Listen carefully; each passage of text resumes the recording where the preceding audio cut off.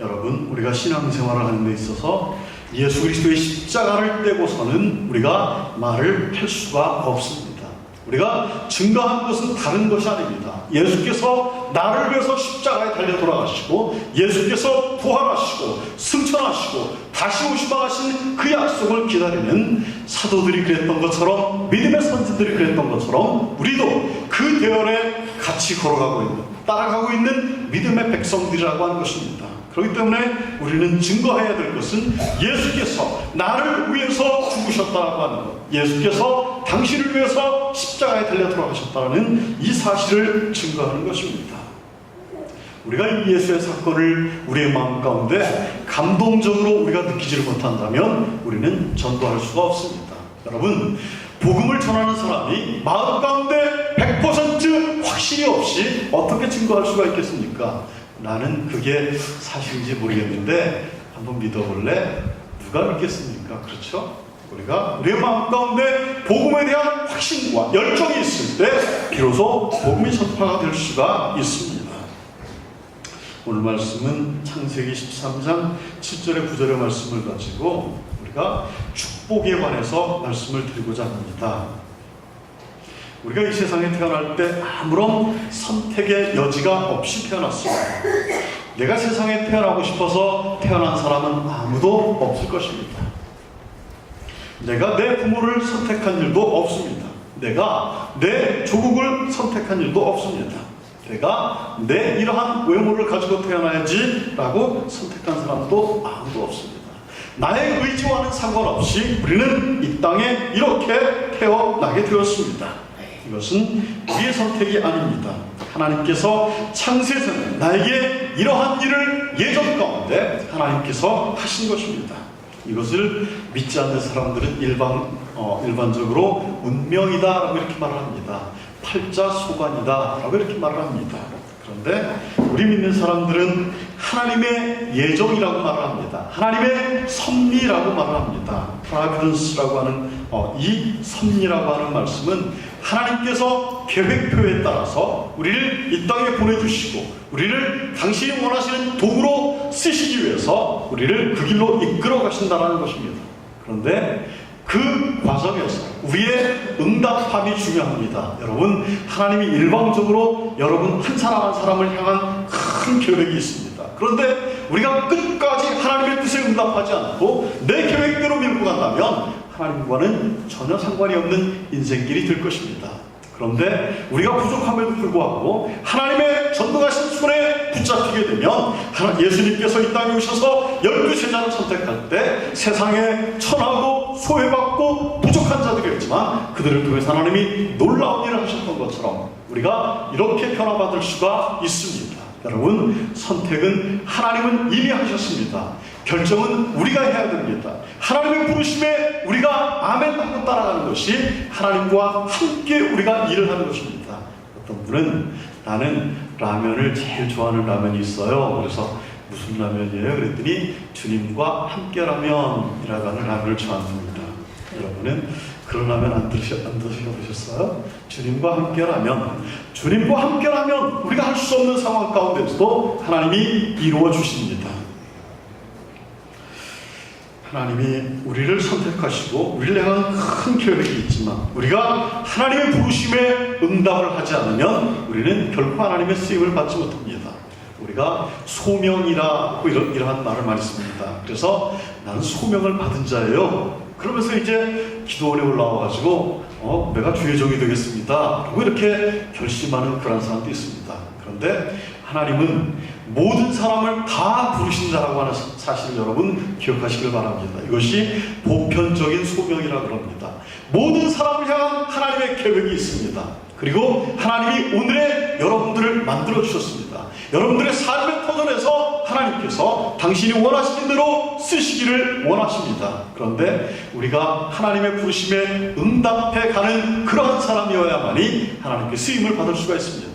이것을 감리교에서는 다이나믹한 구원이라고 합니다. 그래서 하나님과 내가 협동해서 신인 협동설이라고 합니다. 하나님과 내가 협동해서 하나님의 뜻을 이루어간다라고 이렇게 주장을 하고 있습니다.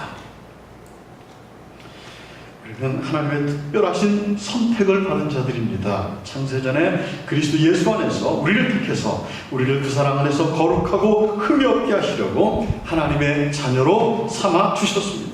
요한복음 15장 16절에 보니까 너희가 나를 택한 것이 아니요 내가 너희를 택하여 세웠나니 이는 너희로 가서 과실을 맺게 하고 또 너희 과실이 항상 있게 하여 내 이름으로 아버지께 무엇을 구하든지 다 받게 하려 함이니라 말씀하고 있습니다.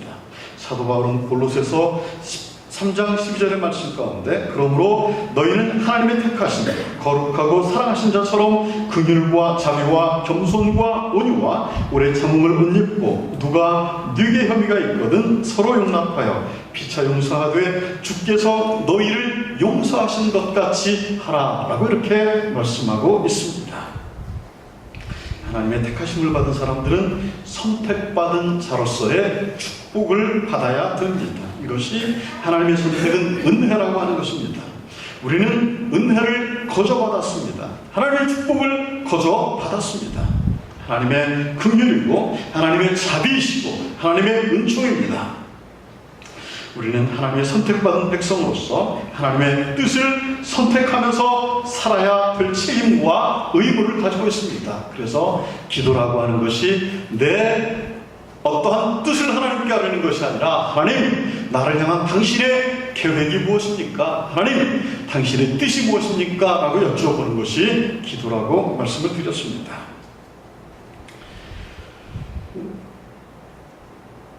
하나님의 선택을 받은 백성들은 선택하는 영감과 지혜와 은총을 입어야 됩니다. 이것은 기도 가운데 가능합니다. 우리가 기도하는 가운데 하나님의 영감을 받을 수가 있습니다. 이 땅에 살면서 선택받은 사람들은 선택받은 그러한 사람들처럼 살아야 됩니다. 삶이 달라져야 됩니다. 세상 사람들은 세상적인 것들을 선택합니다. 믿음의 사람들은 그리스도 예수를 선택합니다. 예수님의 삶과 예수님의 행실을 닮아가려고 노력을 합니다. 우리는 아무 것이나 고를 수가 없는 사람들입니다. 우리의 분수에 맞게 선택을 해야 됩니다. 분수에 맞는다라고 하는 것은 자기의 형편에 맞는다는 것입니다. 그리스도인다운 형편이 있습니다. 그리스도인다운 그러한 축복이 있습니다. 이것을 받기 위해서 우리는 선택할 수 있는 자격과 권리와 능력을 우리에게 허락해 주신 것입니다. 우리는 하나님의 선택받은 자녀이지만 이 세상에 사는 동안 하나님의 권속으로서 하나님의 선택받은 자로서 선택할 수 있는 은혜를 우리가 받아야 됩니다. 우리 앞에 그러한 선택의 길이 있는데 하나님께서 올바른 길을 걸어가게 해주신 것이 은혜입니다. 은혜의 이끌림을 받는 자들은 후회 없는 실망하지 않는 길을 걸어갈 수가 있습니다.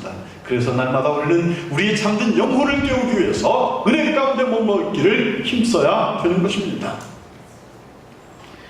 선택은 자유입니다. 그러나 우리는 그 선택한 바에 의해서 일생을 두고 책임을 져야 됩니다.